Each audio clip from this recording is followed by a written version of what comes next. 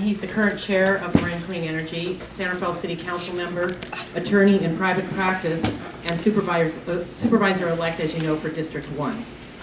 Before he served on the City Council, Damon was board member and president of the Dixie School District Board of Trustees and also chaired the San Rafael-based Community Advisory Committee on Transit.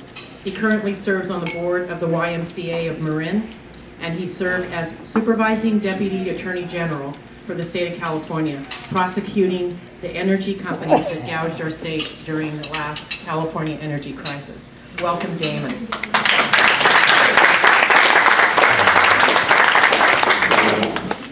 Thank you, Carol. Good afternoon, everyone. Well, it's really an honor to be here for the first talk of what sounds like it's going to be a very interesting fall season for the Marin Coalition. Did everyone have a good summer? Yes. Well, I had kind of a somewhat active spring leading up to a certain election on June 3rd. But the summer was relatively relaxing. I do want to say that I got to know many of you during the course of the campaign, and I start in January. Very much looking forward to working with all of you in that new capacity as well. And perhaps we can have a future talk focused on some of my goals as your incoming supervisor for Marin County. Today I'm going to focus on another subject that has been very near and dear to me, and actually probably the most significant thing I've done in public service, at least locally here, and that is the Marin Clean Energy Program. Before I get started, theoretically we have a PowerPoint here. Can folks see it, or you can? Okay, great. I'm not a big PowerPoint guy, but we'll kind of go through some slides and give you an update on where the program is right now, where we see it going. I'd like to introduce a few people initially. From our great staff at Marin Clean Energy, Greg Brem will be helping me on the PowerPoint. He's our procurement director. Justin Kudo, a valued staff member who also deals with procurement issues. We have one of our board members here, Bob McCaskill of the City of Belvedere, who's a board member of Marin Clean Energy. In fact, it's interesting to kind of reflect at this point. I'm actually the longest serving board member of Marin Clean Energy, and actually was one of the founding board members that has been with it since the agency started in 2008. And I've also been the chair of it for the past 3.5 years. So with that longevity, combined with the fact that last week I became an empty nester when both of my daughters went off to college, I'm feeling a little bit old at this point. But They'll be back.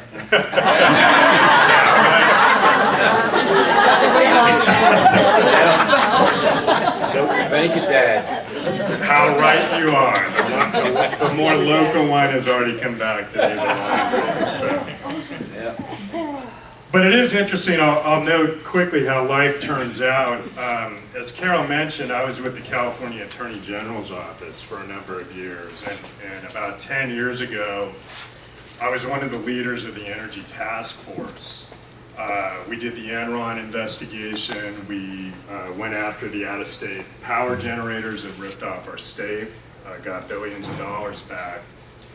The community choice aggregation law, which we're talking about today, came out of that energy crisis and really was designed to give the people of California, through this new state law, a way to achieve more energy independence, choice, and competition. At that time, because we were very concerned about the fact that these out-of-state power companies were sticking it to us. So I know, because I know many of you in the room, there are differences of opinion on Marin Clean Energy amongst those assembled here today. What I'd submit is that's a good thing. I think one thing that Marin County can pride itself on is that people have a diversity of views, but people, at the end of the day, educate themselves, they look into the facts, they're willing to be innovative. And I think in this case, one other thing we can be very proud of is that this local program, Marin Clean Energy, the first of its kind in the state, Marin was at the cutting edge of this, is a success. Now, we can continue to discuss how the program can improve, what's going right, what's going wrong. I think that's a key part of it, and we're counting on you folks to help us do that. But the nature of the debate has changed. Back in 2008 when it was starting, and in 2010 when it became operational, really the issue was this thing even going to get off the ground? Not every community originally joined, even within Marin. Some thought it was too risky. Was it going to be way too costly? What were we embarking on? Well, at this time, we actually, from my vantage point, because I talk about what we're doing around the state, we're being seen as an example of innovation and actually achieving the goals we set out to do, and that is to provide additional choice, to provide competition in the energy marketplace, and ultimately on a local decision-making basis, come up with ways we can better achieve our environmental goals, which this program is doing. So I guess a good place to start is, does everyone have basically a working knowledge of what Marin Clean Energy is, community choice aggregation programs are? Because if no, let's quickly talk a little bit about that and then get into some of the details. And again, I'm going to leave plenty of time for questions. I was just going to say, I don't. Okay, very good. Okay, well, why don't we go to the first, okay, good place to start, Greg. So as I mentioned, Marin Clean Energy is the first community choice aggregation program in the state of California. Other programs are looking to come online now. County of Sonoma just started a program, but it's not, the concept is not really new. It's alive and well and thriving in several other states. One issue that Marin Clean Energy is deciding now, and we are very much looking to the community to help us do this, is how much should we expand? And so far, our program has expanded to the city of Richmond, which has been a great partnership.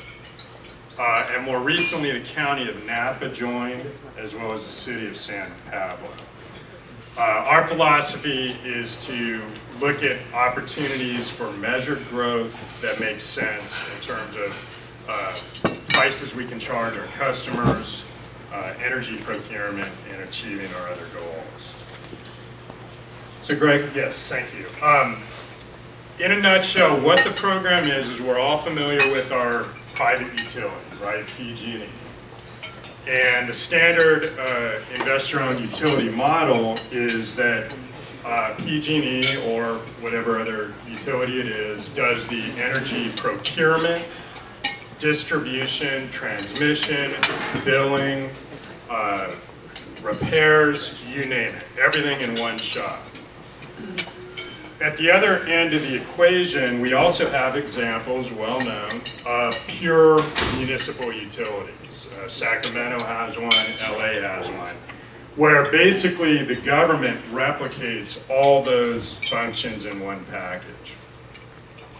What's unique about the CCA, or Community Choice Aggregation Program, is it's a hybrid of those two models.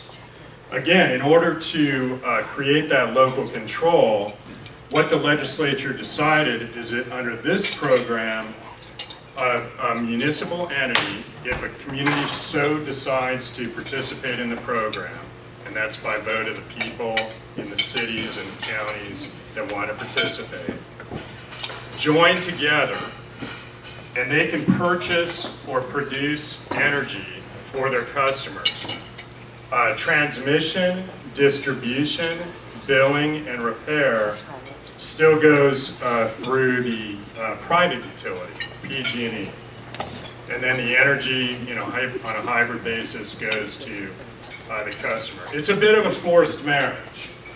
And we kind of know how that's played out over time through the headlines. PG&E was not necessarily happy that Marin Clean Energy came into existence and challenged it on the procurement side of the power equation.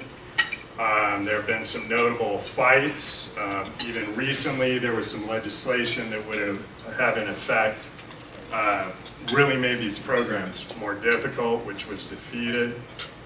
That having been said, my hope, and we're seeing some signs of it, is that the relationship is improving over time, and that it's in the advantage of both PG&E and ourselves and other local communities that do this kind of program to participate and work together.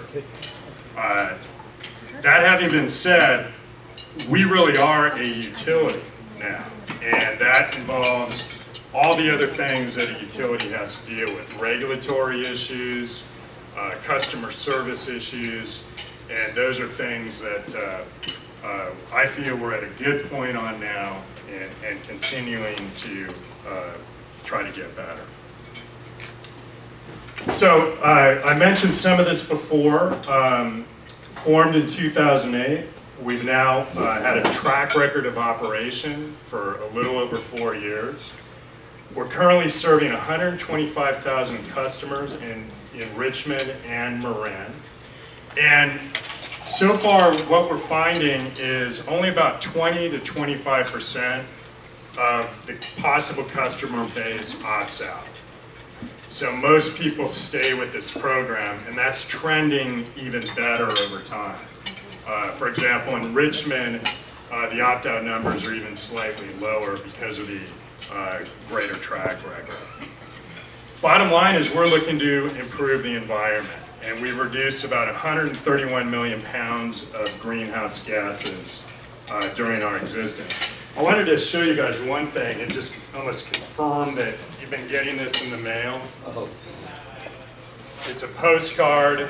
It's jointly produced by PG&E and Marin Clean Energy per regulation.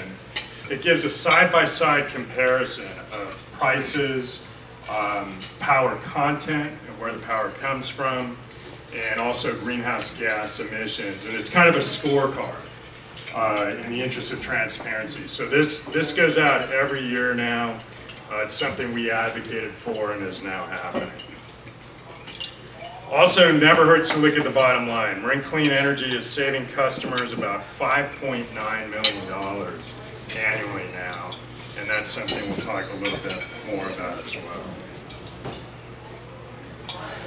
Customer choice. The state mandates a minimum called a renewable portfolio standard of at least 20% renewable energy for customers. PG&E right now is barely getting over that with 22% renewable, qualifying renewable. Marin Clean Energy has two products, one called Light Green, which is the default product. If you are in the program, you will get that. That's 50% renewable. We actually also give our customers the option of going 100% renewable.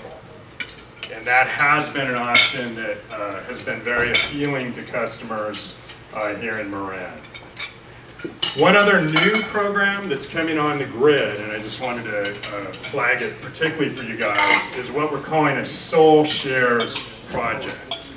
Ultimately, and I know this is either going to come up in questions or maybe we can talk about it up front, Marin Clean Energy, to get off the ground, entered a wholesale contract with Shell Energy, North America, to supply the wind and solar and other forms of renewable energy that we're utilizing.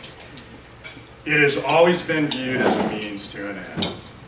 Ultimately, the linchpin of this program, what's going to make it invaluable and unique, is moving toward more local renewable energy, regional renewable energy, and certainly in-state new renewable energy. And we'll talk a little bit more about the process where that's going to happen. Soul Shares is an innovative way to achieve that ultimate goal of more local power. It's literally, if you can't afford or situate solar on your rooftop, this will give you an opportunity to buy into a local program and procure your energy that way. So we think it's so far been very popular. Initially, it's going to be limited to about 200 customers. That was gobbled up fairly readily, and we hope it's just the beginning of more things. Again, we'll talk a little bit more about local projects in a minute. So as mentioned, ultimate goal, new power, local power, regional power. We have contracts with 17 energy suppliers right now. And in fact, we are online to produce more than 177 megawatts of new in-state renewable energy, which is currently under development for MCE customers. I want to flag a couple in particular. We are in the process, or have we inked the Rising Tree deal? Okay, so tomorrow we are inking a deal called the Rising Tree Wind Farm for 99 megawatts of new wind in the Central Valley. That's going to come online by July 2015. We have 20 megawatts of local solar projects in development. Again, I'll go through a few of the highlights on that.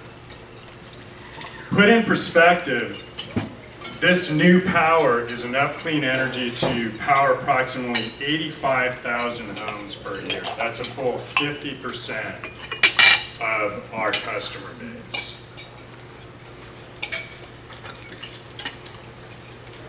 So MCE power sources 2010 through 2018.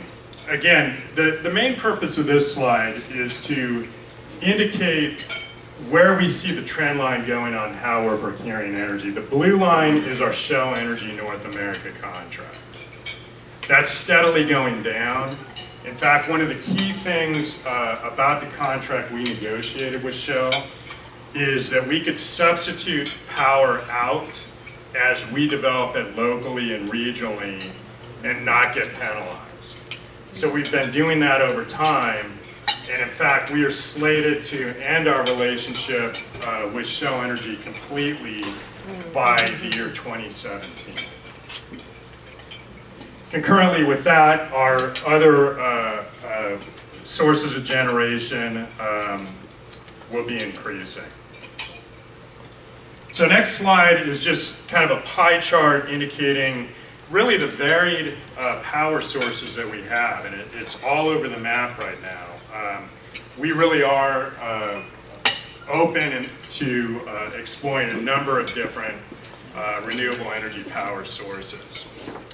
Natural gas, which is system power by and large in California, and this is power we get off the grid along with everyone else, is about 36%.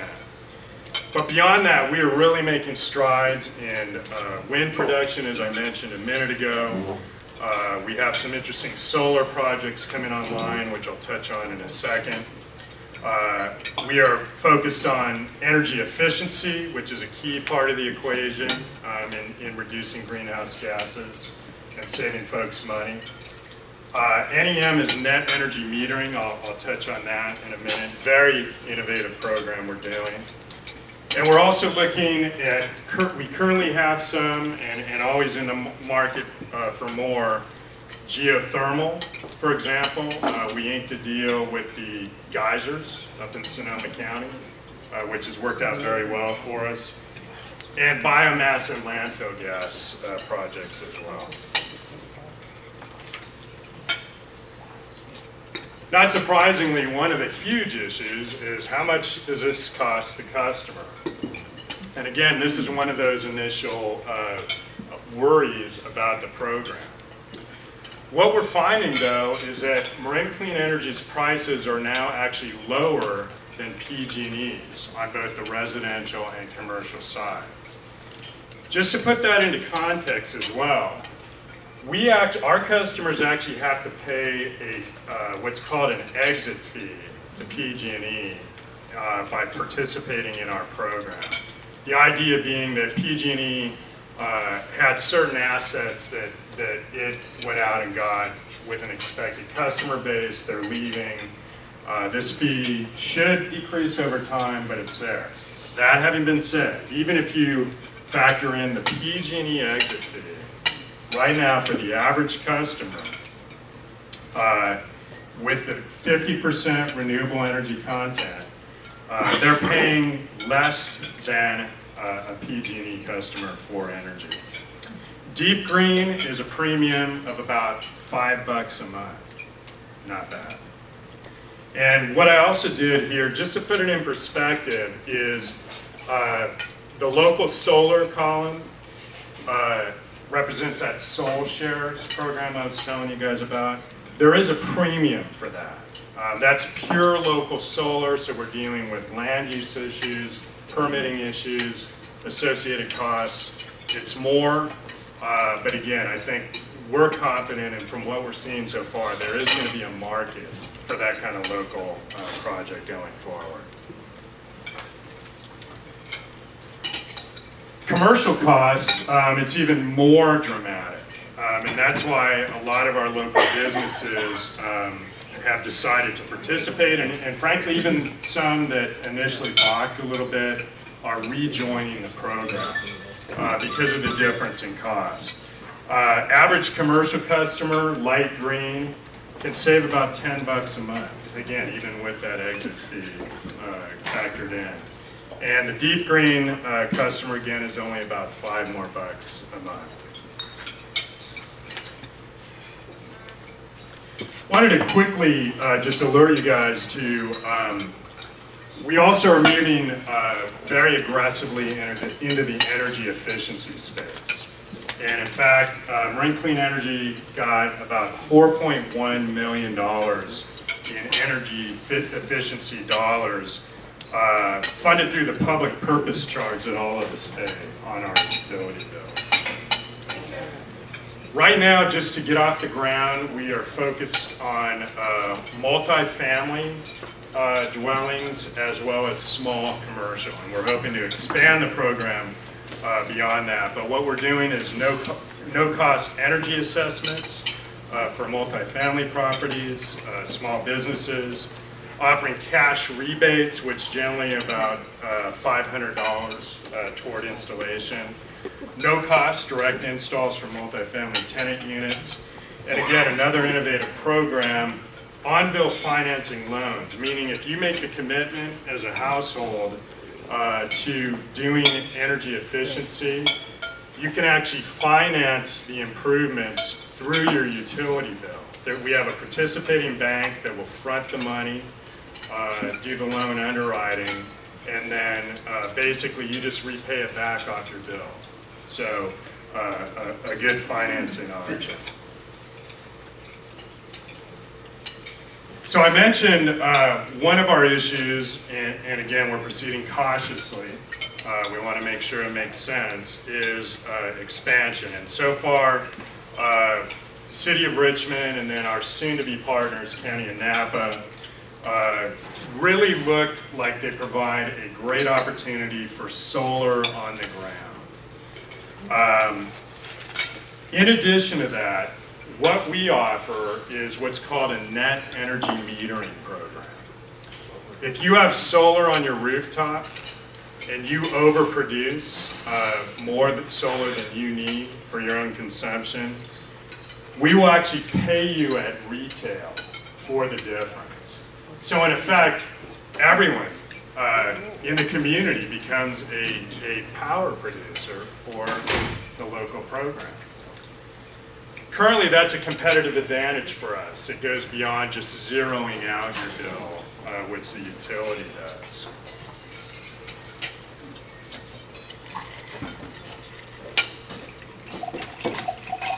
So this is kind of just a visual depiction of some of our local development projects. And why don't we, so you get that in mind, then we'll flip to the next slide and talk a little bit about what they are. And again, Marin County, as we all know, is unique, right? We're not going to have a huge wind farm. We're not going to do major solar. What we're going to do is the rooftop stuff, smaller projects, be very nimble. That's, again, one of our advantages as an agency. We're very small and nimble in seizing these opportunities. For example, we have what's called a feed-in tariff project. Again, a way to encourage local small projects. What this program says is if you can accept the fixed price offered and your project is 1 megawatt or less, Marin Clean Energy will commit to buying your whole production from that project. Case in point, our first one, which has been a good partnership, is this San Rafael Airport, right across the way here. The price they found to be competitive that we were offering, again, fixed price.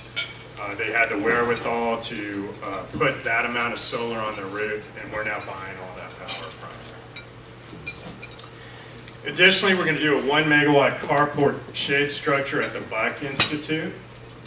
And there, the way we did that is one of the larger power purchase agreements that we entered into, one of the new folks out in the Central Valley for 32 megawatts of solar. We said add an additional megawatt and finance it and put it locally.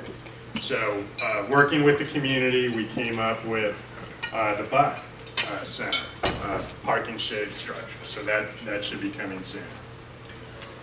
We have a 4 megawatt biogas project that is to be implemented at Redwood Landfill. Feed-in tariff projects that are in our queue. We have them kind of set up to kick in over time. Include rooftop solar at Cost Plus in Larkspur, 2 megawatts of solar in Richmond, and also on the Soul Shares program, again, the one where community members can buy into. You may have read about this recently. That's going to be 1.5 megawatts of solar at Cooley Quarry, which is an abandoned quarry site in Nevada. So that's going through the approval process right now. We're also using funds from our Deep Green program to actually come up with a local fund that will in turn finance other projects. And 2 examples of that are we actually, and again, this is where one advantage of Richmond, where there's more land, more industrial sites, etc. We actually now have the option to produce up to 2 to 12 megawatts of solar at property owned by Chevron in Richmond. We're in the process of finalizing that deal right now. As well as 1.5 megawatts of solar at the Richmond Port Brownfield site. Next slide. So one legitimate issue that's been coming up is you guys are talking about community benefits, you know, there's some of these local projects coming in now, but is this really creating jobs? Are you guys shuffling paper and not really doing anything? What I will submit to you is we are creating jobs through our activities both locally and regionally. And by our calculations, if you look at Marin Clean Energy power purchase agreements, again, those agreements that we're entering into for larger projects in the Central Valley. If you look at the local projects being undertaken through our feed-in tariff program, the locally funded standalone projects, Soul Shares, etc., we're calculating about 1,300 California construction jobs and supporting another 500 operations, maintenance, and energy scheduling jobs through our activities. Currently, our staff is about 20, couple more, 22, yeah. We just hired a couple people.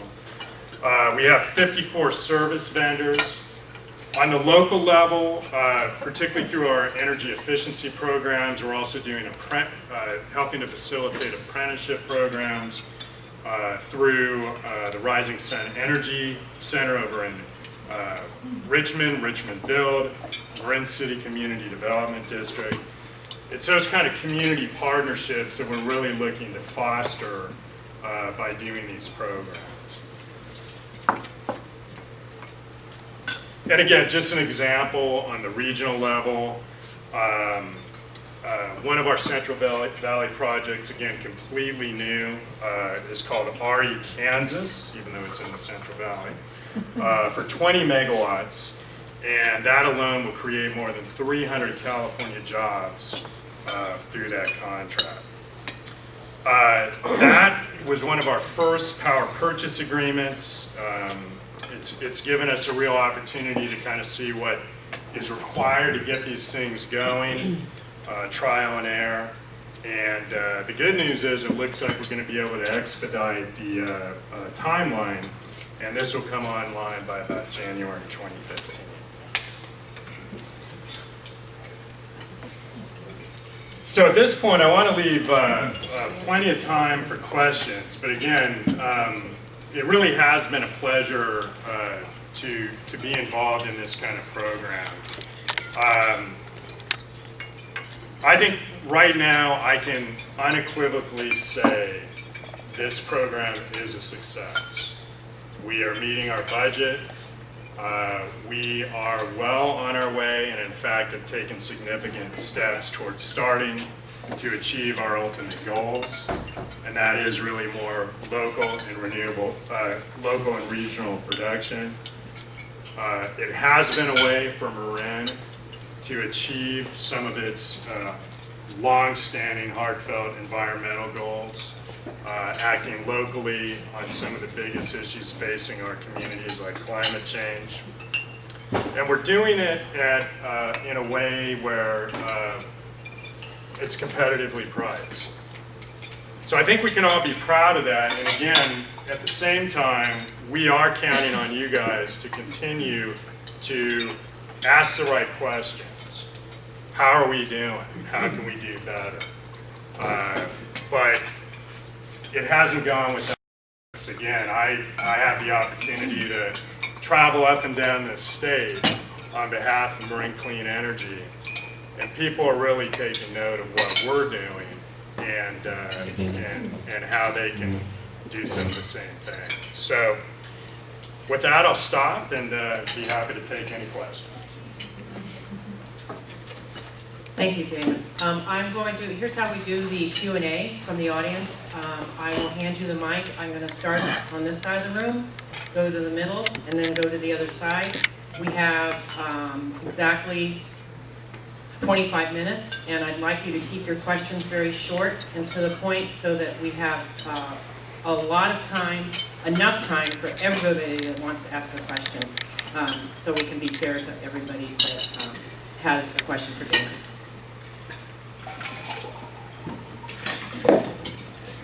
Thanks, Bill Paisley here. The real heavy lifting in the energy business is getting the energy to us. PG&E employs a lot of people that come out during the night, during storms. Our business is very conscious of reliability. How does removing some of the revenues from PG&E and transferring to energy assist us with that reliability? We can't hear. Sorry, can you hear? No. How does switching revenues from PG&E to Marin Clean Energy help with that reliability, power reliability? Phil's raising a concern about if you take revenues from the production side out of the equation for PG&E, does that affect reliability? The answer is no, because they're still getting paid for doing all that work. Again, they get paid for transmission, distribution, repair, billing. All that stays the same.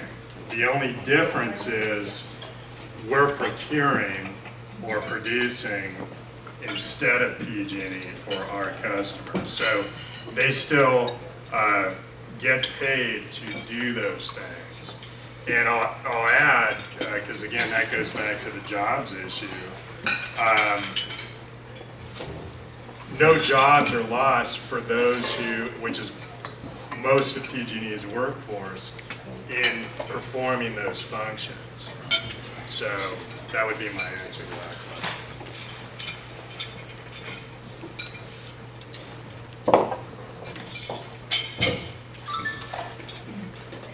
Damon, can I go on solar shares now?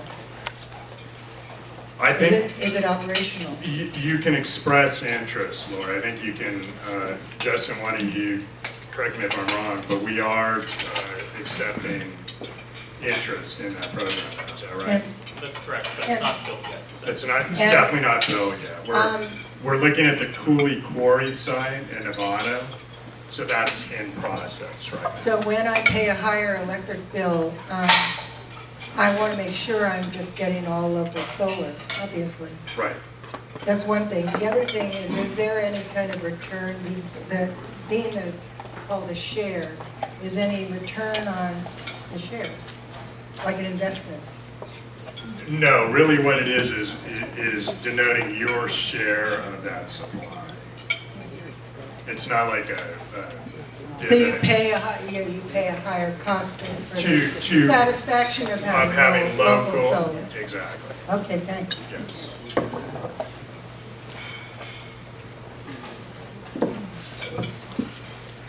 You've been talking about a lot of financing going on, so I'm hearing a lot of millions of dollars in interest going to bankers. Even if it's a good deal, it's going to be hundreds of millions once this catches on throughout the state. Assuming everyone here is familiar with the successful public banking system of North Dakota that's been inured of the effects of Wall Street and has been a very successful system where all the interest, any kind of infrastructure or anything that's happening in that state goes back to the state. Has there been any discussion about starting this being a great opportunity to create a public bank instead of ending up having your financing go through regular banking, private banking systems? We'd be interested in learning more about that, Gary. In fact, another advantage we didn't really touch on, and it hasn't really come into play yet, but very likely will, is one advantage of being a public agency in doing this is the ability to generate public financing of this. That might dovetail with what you're talking about, but we definitely want to kind of hear more about it and work through those issues. Ken Dale. I was curious, if you in the future generate more solar power than you can use, do you sell it to PG&E? And if so, will PG&E always accept that extra power? As I mentioned, so you're saying overall if we produce excess? So we're not talking about the individual customer at this point. This is like if Marin Clean Energy, literally, we try to balance things out, like what's our position, net short position, how much do we need? We do that every year. You're saying if we go way over, will we sell it back to PG&E? That's an interesting concept. Why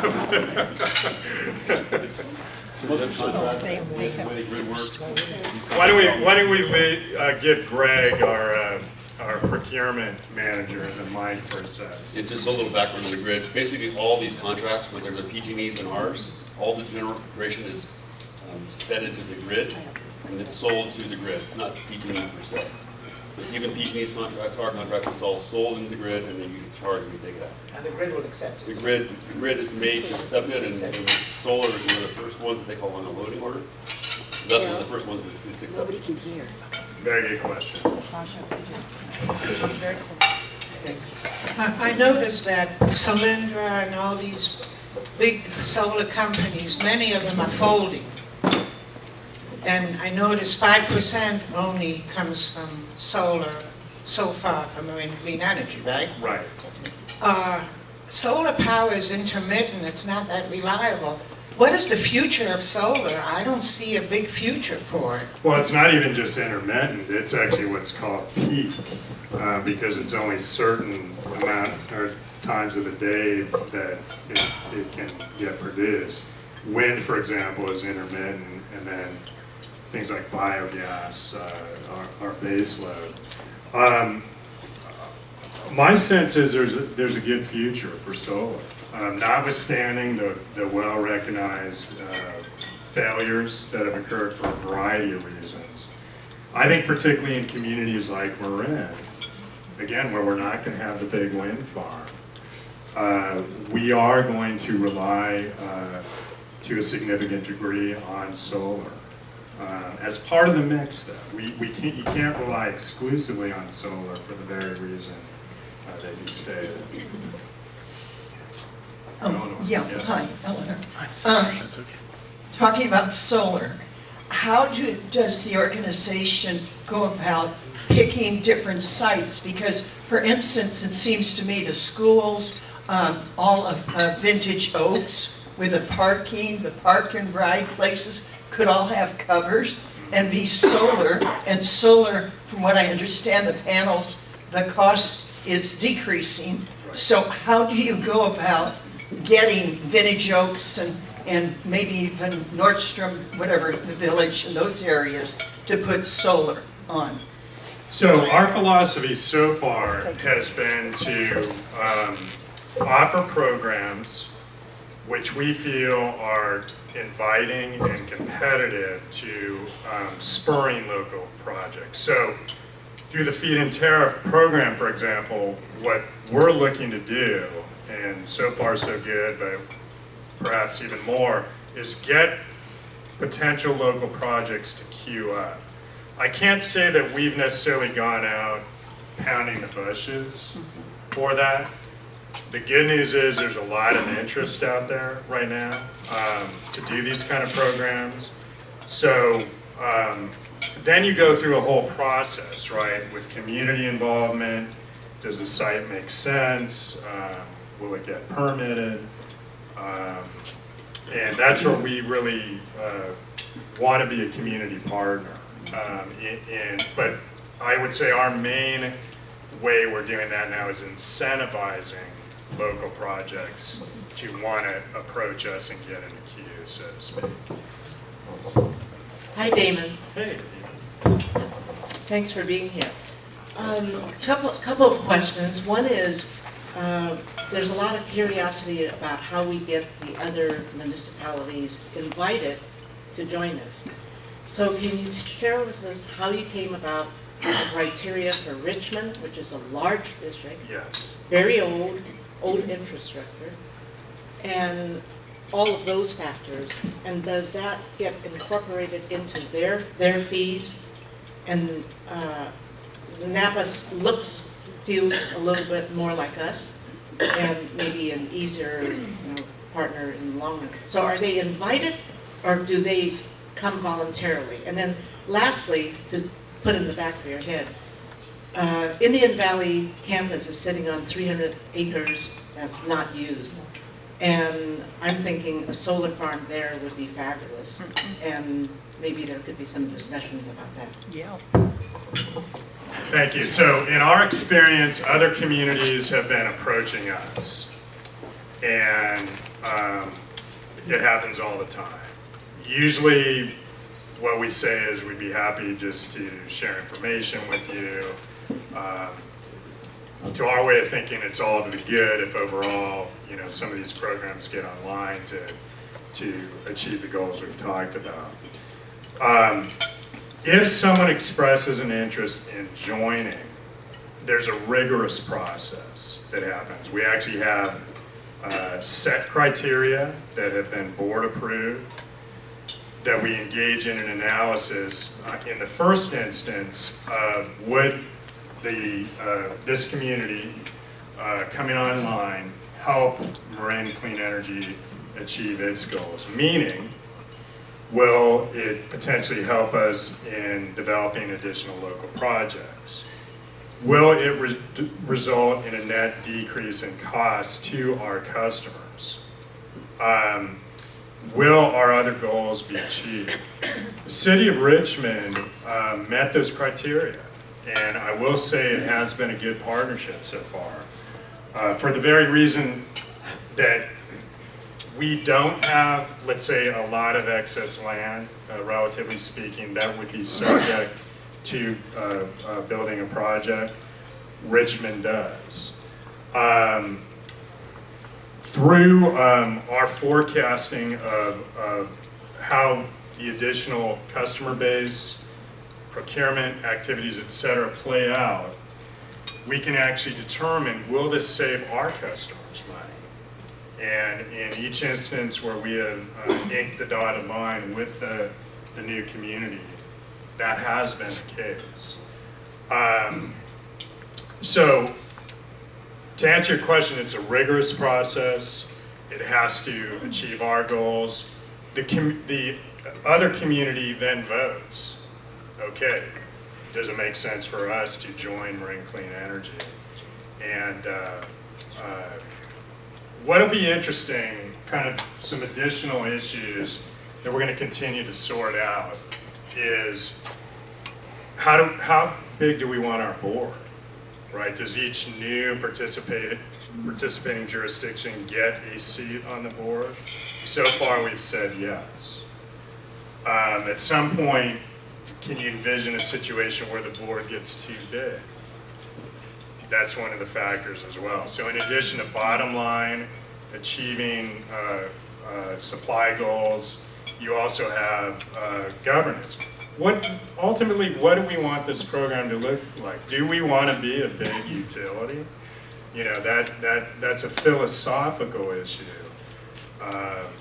that, again, we're looking for you guys for some input on as well.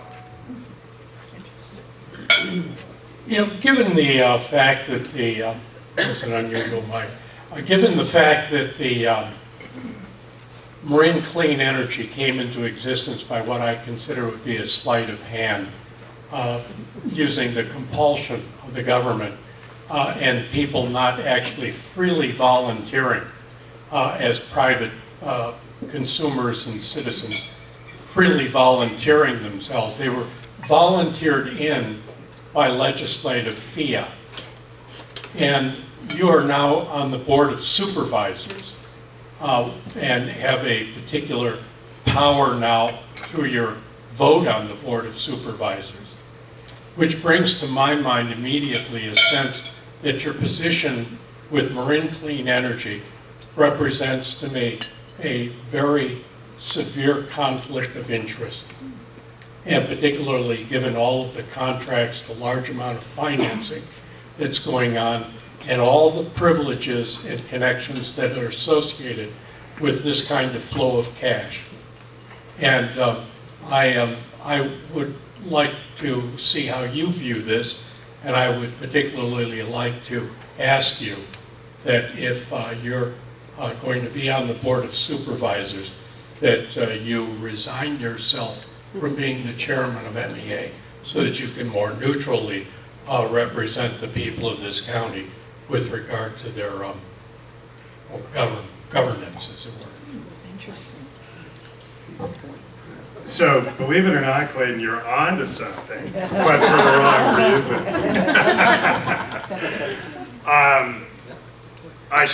I'll make a little news here. I should actually note that my tenure as chair of Marin Clean Energy is coming to an end, but not for the reasons you've put forth. In fact, by virtue of becoming a county supervisor in January 2015, right now I'm on the Marin Clean Energy Board as the San Rafael representative. So when I vacate my city council seat, there will be a new San Rafael representative on the board. Currently, Supervisor Kate Sears is the county representative on the board, and she's my vice chair. I have every belief that Kate will continue as the county member on the board and actually will be the chair of Marin Clean Energy. So there is no conflict. In fact, the county needs a seat at the table because it's one of the participating agencies. So that representative speaks for that community in how the affairs of the agency are conducted. Clayton also talked about the opt-in versus opt-out. I would disagree with your characterization of that process, but will note that the program does actually call for customers, once the agency again joins through public vote, the residents of that community are then in the light green product unless they affirmatively opt out. There are 5 public notices that tell people that's what you need to effectuate if you don't want to participate. And even if you don't do it then, there's just a small administrative fee to opt out at any time. But again, counterbalance against, this is providing the community with choice. There was a recent piece of legislation, AB 2145, that would have mandated that the system got changed to affirmative opt-in rather than opt-out. It was resoundingly defeated statewide. People got that at the end of the day, it would undermine the program. It's not a level playing field. We're a small program. We're up against a massive monopoly utility that spends millions of dollars to squash these kind of programs. Again, I'm hoping the relationship's getting better. But we're not going to shy away from a fight, and we didn't in this case either. We defeated that legislation. See, it's not a level playing field where you can say, you know, yeah, everyone should opt in, notwithstanding the millions of dollars, you know, that have been spent over time trying to poison the well. So I think that legislation was correctly defeated. Actually, well, it just died. And again, if anyone feels that we're not getting the word out enough, let us know. But from what we're hearing, people are becoming educated about this. They're making informed decisions, and they have that ability legally to not participate if they don't want to. Thank you, Damon. We have time for 2 more questions. The first one's going to be from Greg Brockbank, and then we'll go to Alan Blau, and then that will be the end of our program for today. And Susan will be closing, correct? I know from the very beginning, MEA has looked very carefully at PG&E's rates and projection of future rates in order to be as competitive with them as possible. And I know for a long time you were just a hair more expensive than them, hopefully not enough to lose too many customers. And now you're a hair below them, probably not enough to drive a lot of people to you. But didn't I read the other day that PG&E has now applied for or had approved by the California Public Utilities Commission a 7% increase, which seems really high. And today's paper said there's a $1.4 billion fine for PG&E for the San Bruno gas explosion, which could be paid by rate holders or shareholders. I'd prefer it be by shareholders, but I suspect it'll be by ratepayers. Could be, between the two of those, that's a huge increase. So they will be way more expensive than MEA. Do you think that will drive a lot more people, instead of the 80% participation rate you now have, could be 85, 90, 95 in the coming 6 months to a year because of these huge rate increases coming from PG&E? That could very well be the case. You're correct. There is another big rate increase coming. Supposedly the $1.4 billion will not be paid out of ratepayer money, but there's always ways that can happen as well. So, Santa Claus? yeah, right? Okay. So I think you're right, Craig. Okay, one more question from Alan. Hi, Dan. Do I understand it correctly that all the electricity that you acquire goes into a single statewide grid? So that you don't really... Territory-wide, yeah, I mean, through you the don't, independent system. when you set up all these other operations, the electrons don't come, obviously, spread out to the people in the community. It just goes as part of the grid. What happens when you buy up the environmental sources of electricity. Does that mean that the rest of the people on the grid are going to have less demand or less access to those environmentally sensitive sources of electricity? Well, the goal is to increase the supply over time. And renewable energy credits, which you're talking about, are a way to continue to incentivize additional renewable energy production. And by the way, I'm glad you raised that issue. Those are one strategy to achieve certain goals. At the end of the day, though, we want new, renewable, local, in-state energy, right? And if you look at the, Greg, correct me if I'm wrong, including the Rising Tree wind project and the other things we're doing, we are actually going to be able to do away with use of unbundled renewable energy credits in what time frame? By end of next year. By end of next year. Those renewable energy credits, as you're correctly alluding to, representing usually out-of-state power sources. Again, this is a market. This is a grid. But ultimately, again, with the local sources, that actually facilitates distribution channels, et cetera. Distributed energy really is ultimately our goal. But you're absolutely right. I think what we're really trying to do is through the system, continue to put pressure on the system. Exactly, to increase supply. Good one. Combined with energy efficiency. You got to watch out though, because look what's happening with the water district. We got so efficient they kept raising prices. That was your argument. We got to give the water something. Well, and same with the garbage rates. That's right. Yeah. Yeah, you're right. Damon, thank you so much. you. Big round of applause.